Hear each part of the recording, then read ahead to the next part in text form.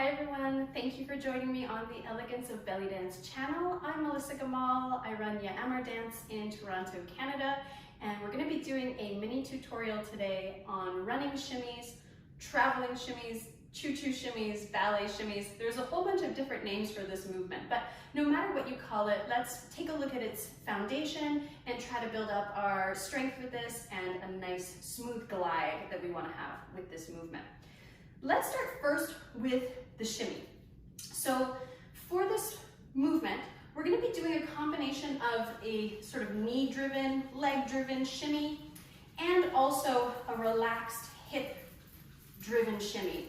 Once we start moving, you'll see that the hips aren't really driving this movement so much, but they are going to be relaxed, and so you want to get used to letting go of the hips. So this is my leg-driven shimmy, and if I release the hips and push a little more with the hips, this is my hip-driven shimmy. So we're going to be somewhere kind of in the middle of those two shimmies.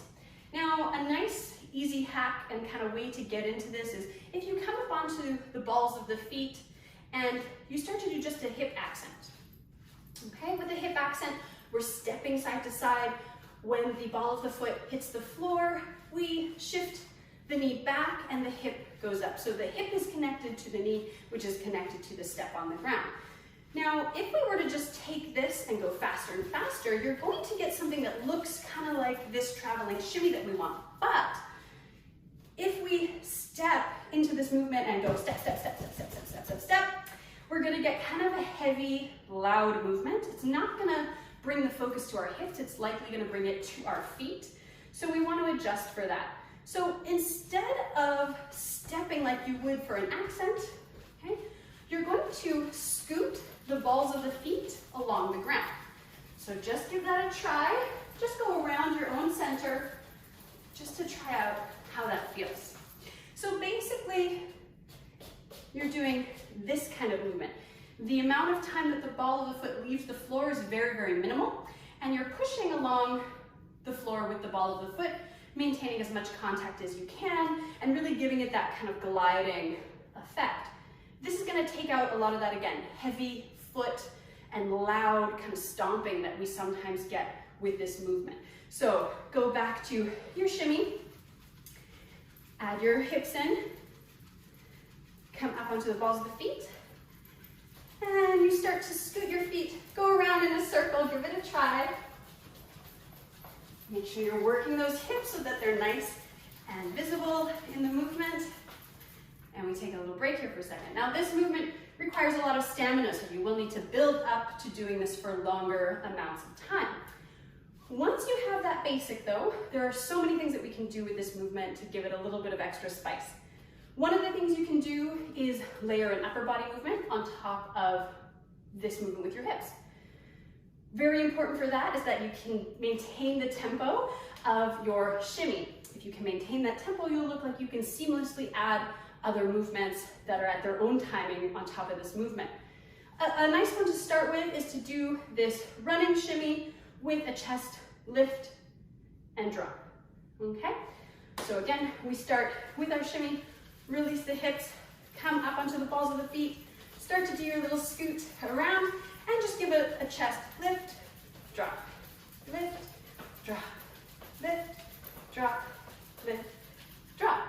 We're going to come back to all of these at the end for a little practice, but that's one way that you can layer with this. One of the other things you can do with this one is to isolate the hips, and add a hip isolation while you do this shimmy. We're still staying centered, even though it's called a traveling shimmy. We haven't actually traveled very far with it yet. We're going to stay centered for this one.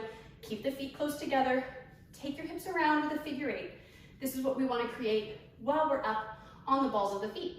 So you're going to come up, start that shimmy, start that little scooting with your feet, and now lean into the hip and isolate the hip so you get this nice, beautiful figure eight. Keep yourself nice and lifted. Keep breathing. And we have a nice figure eight with our traveling shimmy.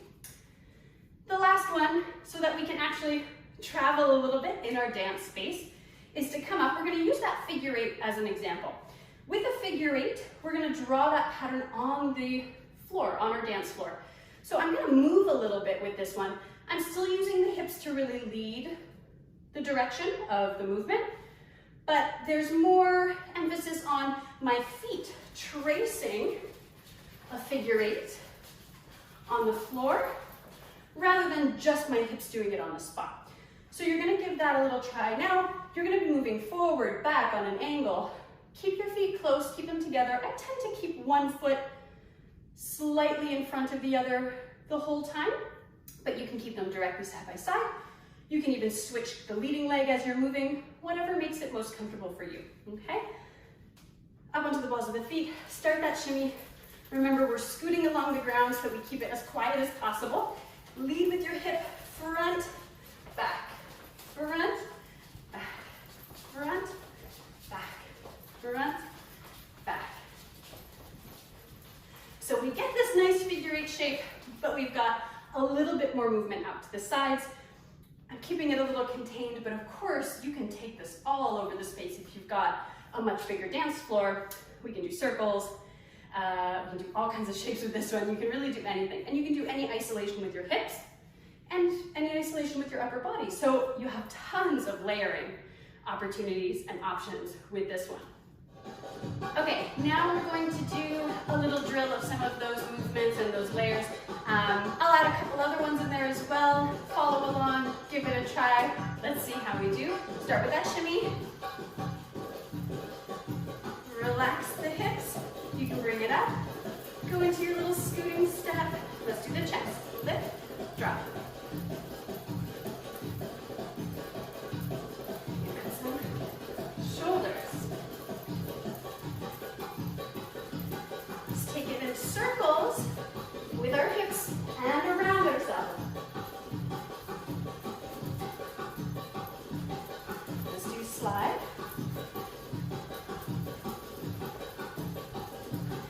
Let's do that figure 8 around.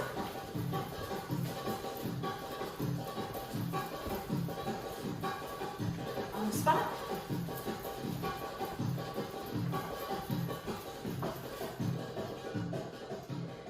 That's it. I hope you enjoyed this little tutorial.